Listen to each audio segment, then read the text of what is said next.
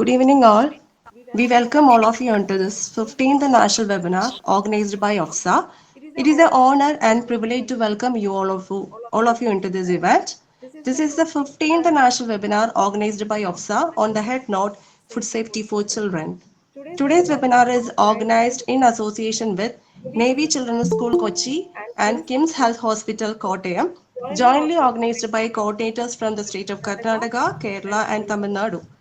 We would like to express our sincere gratitude to Sri Major Ravi, film director, actor, and also retired Indian Army Major Commando, for releasing the webinar brochure and his good heart to accept our invitation to be the part of OBSA webinar. But it is sad to say that today he cannot join with us in this webinar because he is undergoing a treatment and hospitalized at Thrissur.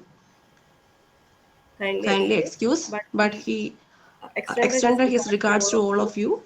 We are moving on to our formal beginning of National Webinar 15. I welcome AFSA National Logo, Grandmaster Tirtha Vivek for the introductory remarks. Over to Tirtha.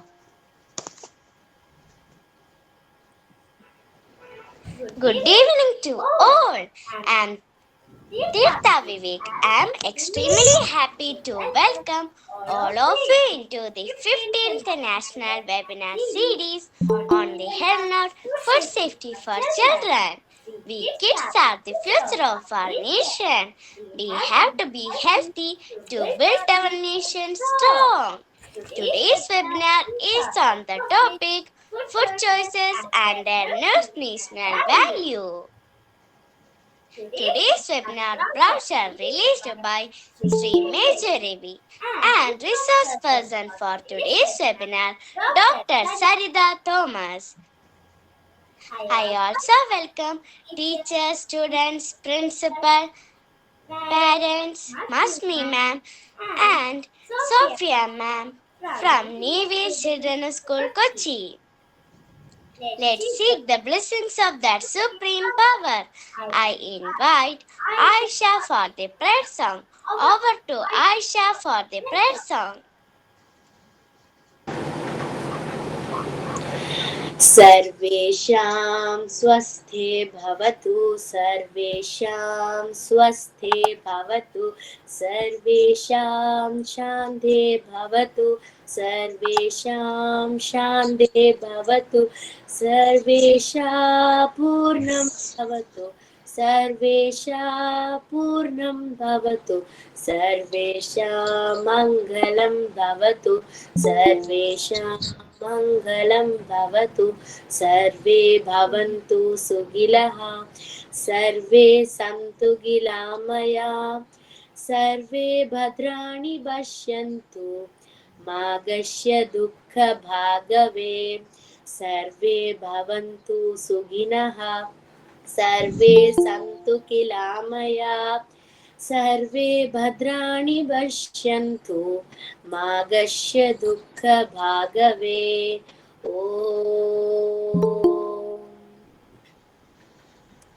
Thank you, Aisha Taris, for the prayer song, and thank you, Tirtha Vivek, for the introductory remarks.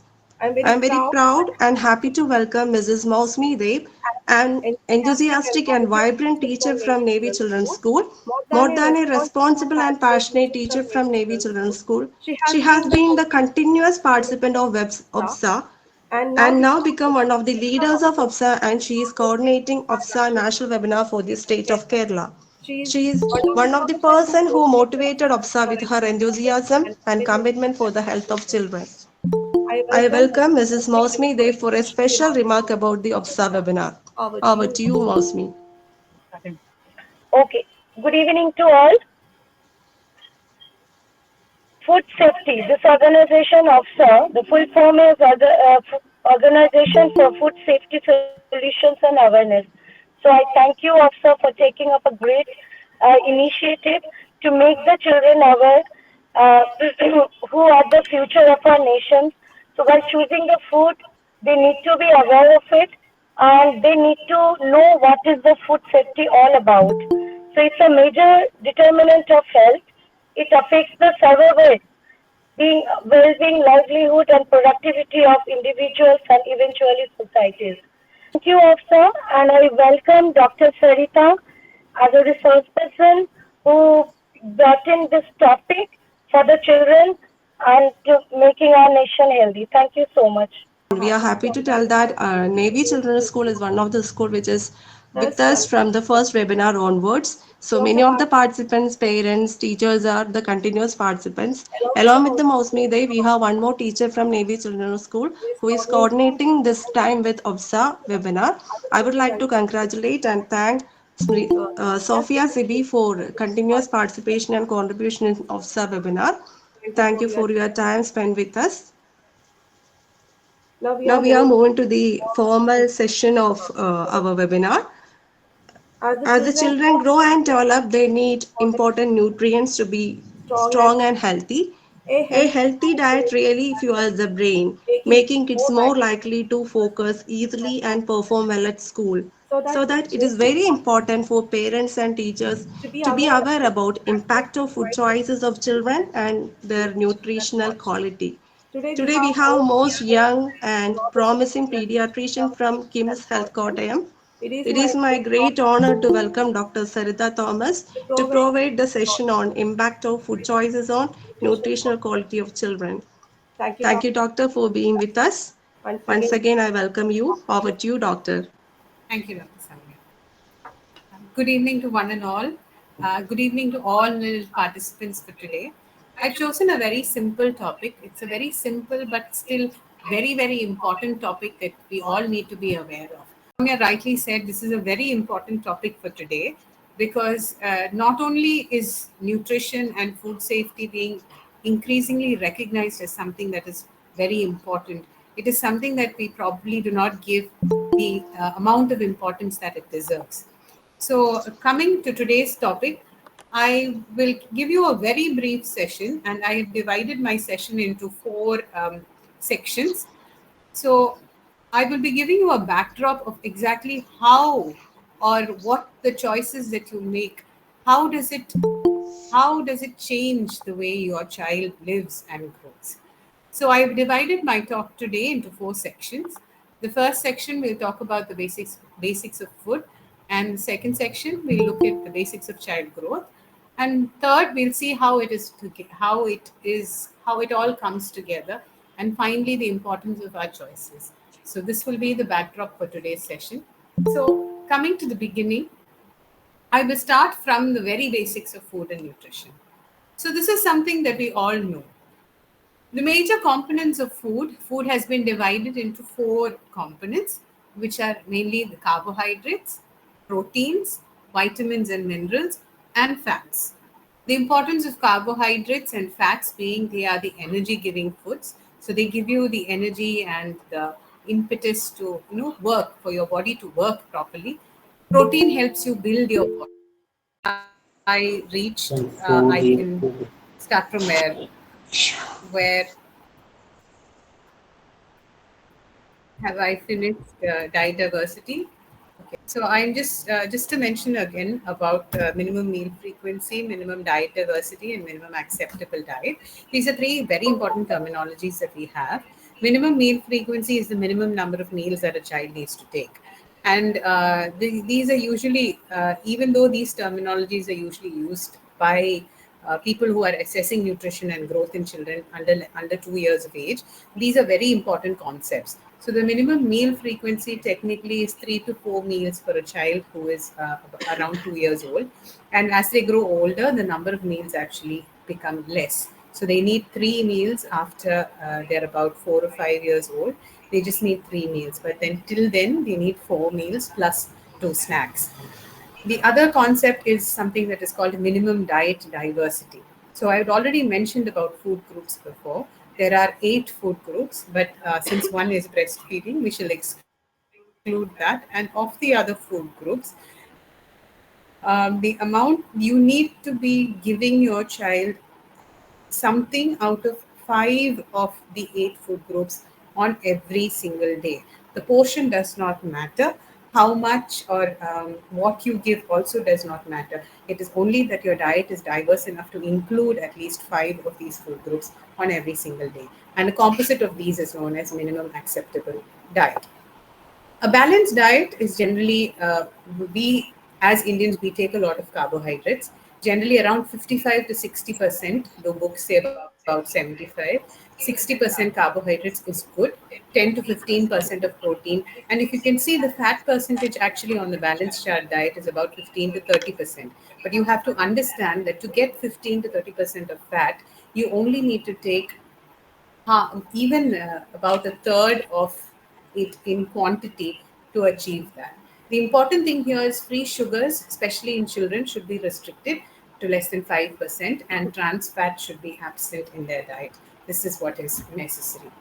So those were the basics of nutrition, but now we will go into the basics of growth as to how and where the impact of all our choices lie when the children grow. So for our children, we want them not to survive, but we need them to thrive. So this is why I will be telling you the basics of growth so that we can make more intelligent choices. I want you to all to remember this picture. This picture is very, very important. Have I gone off again? Am I audible?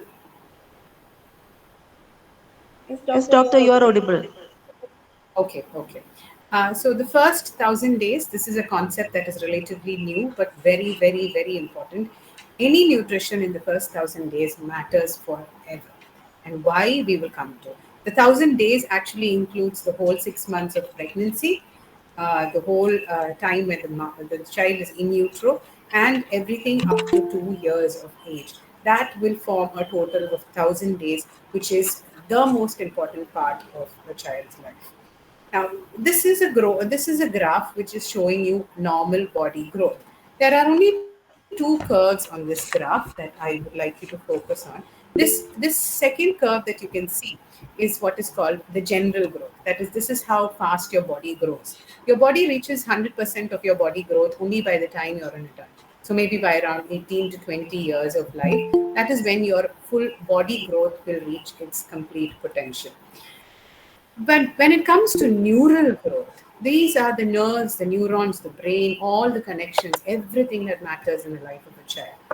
So if you can see, 60% of that is complete by the time you are 2 years old, and almost 90% of that is complete by the time you're 6. 1,000 days that slide Okay. is now showing. Yeah, yeah. Okay, then I'll present with this.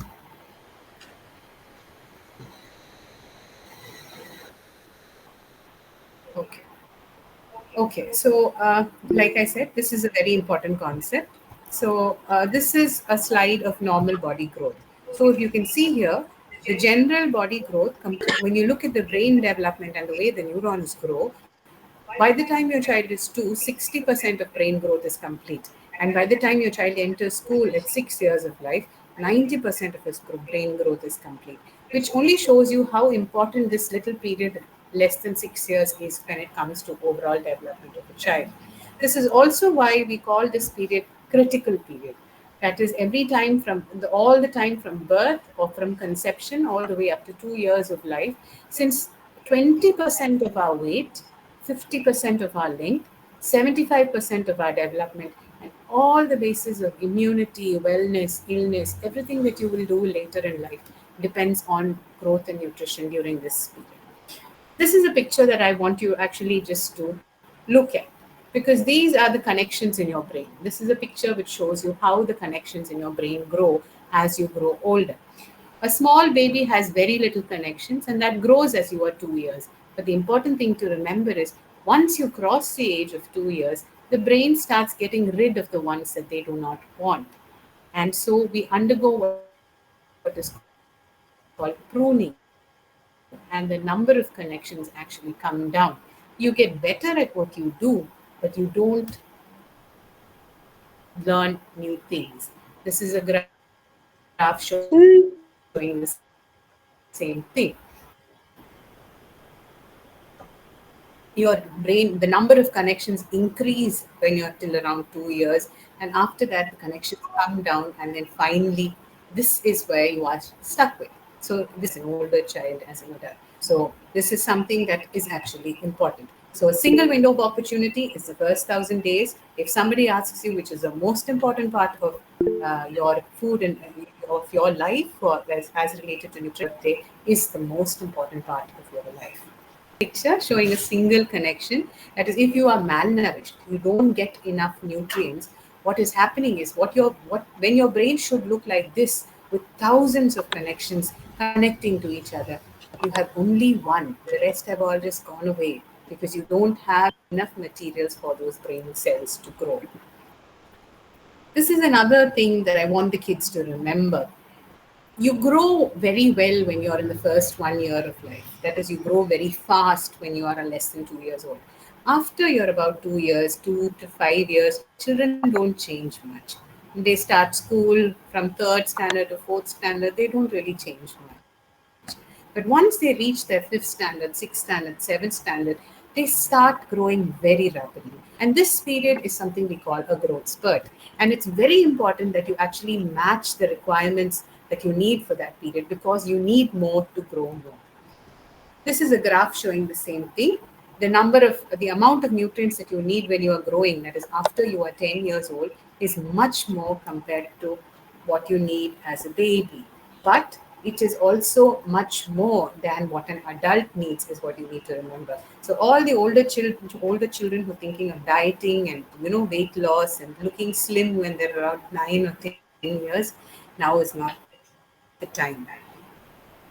You can wait till you're 14, maybe 15, 16, wait till you grow properly, and then you can think of reducing your weight.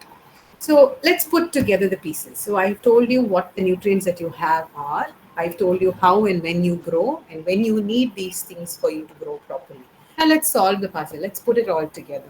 What is malnutrition? Okay. Is the first child the only person who is malnourished, or is the second child also malnourished? This is equally a problem. This is a very big problem. But there is an even bigger problem that lies in the middle of all of this, and that is something we call hidden hunger. That is something we call hidden hunger.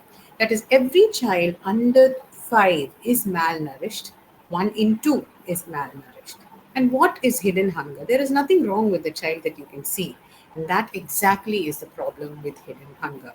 What happens with hidden hunger is the child is not getting enough small nutrients. The child will grow fine, his weight will be fine, his height will be fine, but all the small building blocks in his body are not getting placed properly.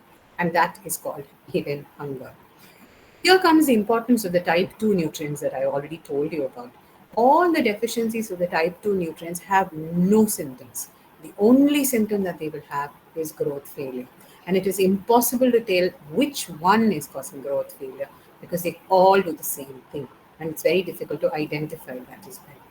So these are the most important of the micronutrients that you need. So there is iron, there is zinc, there is iodine, there is vitamin C, there is calcium and vitamin D. These are the most important of the hidden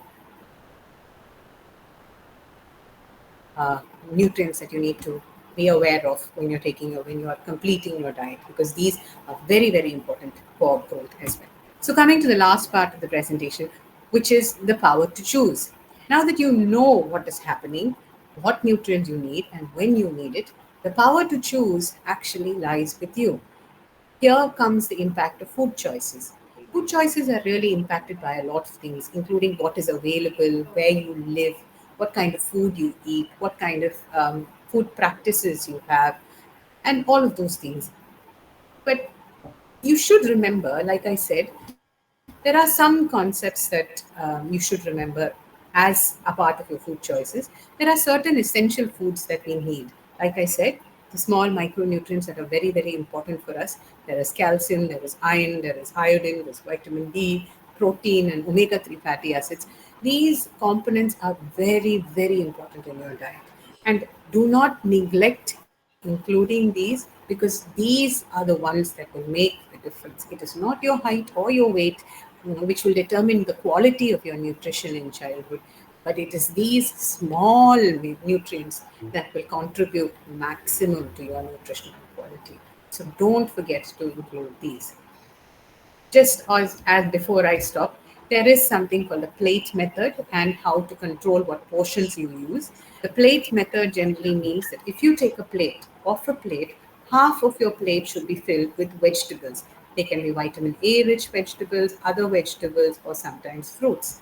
A quarter of your plate should be filled with carbohydrates.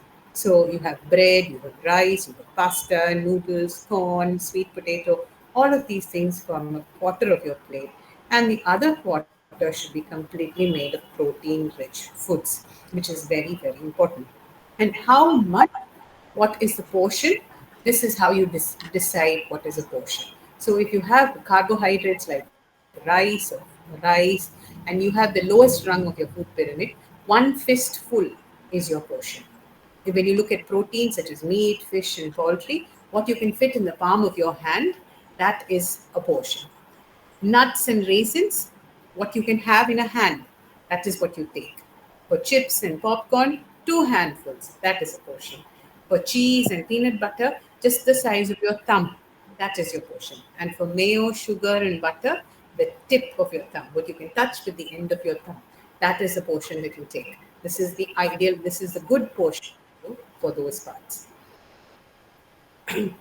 Coming to the last slides, I just want you to be aware of some certain things. There are junk foods, and junk foods are anything that is very high in fats, sugars, or salts. The basic rule of thumb is if you can look at a food and say, or taste it and say what it was made from, then it's generally not junk. If it has been processed to the extent that you have no idea what it was made from, it could be made from anything, then that is something which is called an ultra processed food and is technically junk. Okay, so anything that is processed, anything that is nutritionally inappropriate, too much sugar, too much salt, too much fat, too much gas, too much caffeine, everything, those are all what we call junk. A word on fat allowance. If you have, depending on the number of people you have in your family, half a liter a month is your allowance. So if you have 5 people in your family, one person gets half a liter, which means you should be buying 2.5 liters of oil or ghee or butter, whatever it is, 2.5 kg in a month. This is your fat allowance. Anything more than that is too much. And because we have a lot of kids in the audience, this is a question that is probably bound to come up. Fruit juices, yes or no? Well, technically not less than 2 years. And if they are fresh, homemade, and without added sugars, then yes, but always remember that whole fruit is better than juice. Caffeine and soda, no sodas under 5 years. Nothing carbonated, no caffeine, no tea, no coffee, nothing under 5 years. But if you're school going and adolescent, then maybe you can take up to about 100. If you're over 10, maximum 200 ml a day. That is tea, coffee, chocolate, caffeine, everything put together, 200 ml a day. Or if you're going to school, 5 to 10 years, 100 ml a day, which is half the glass. Two other things that I want you to go home with is constipation, which is a very big problem featuring in our kids today.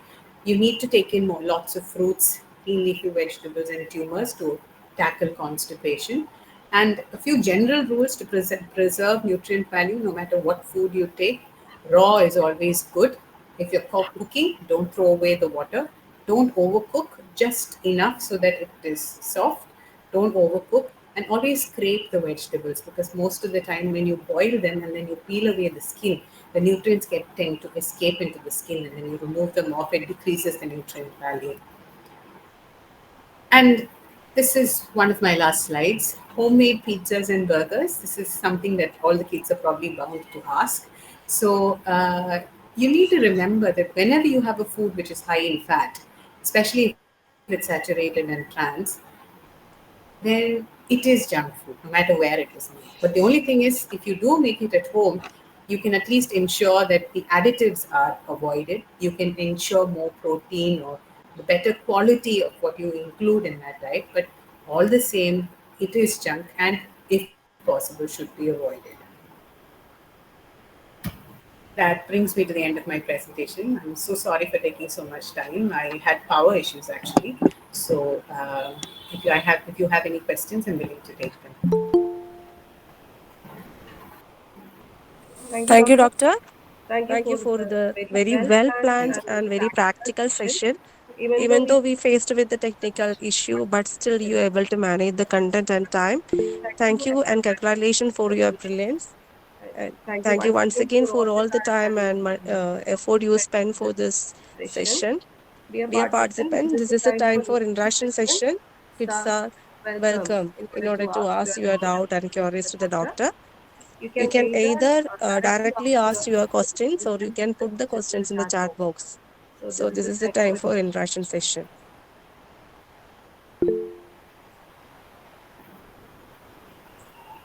I have a question in the box. Do junk foods cause addiction? My power's back on. Do junk foods cause addiction?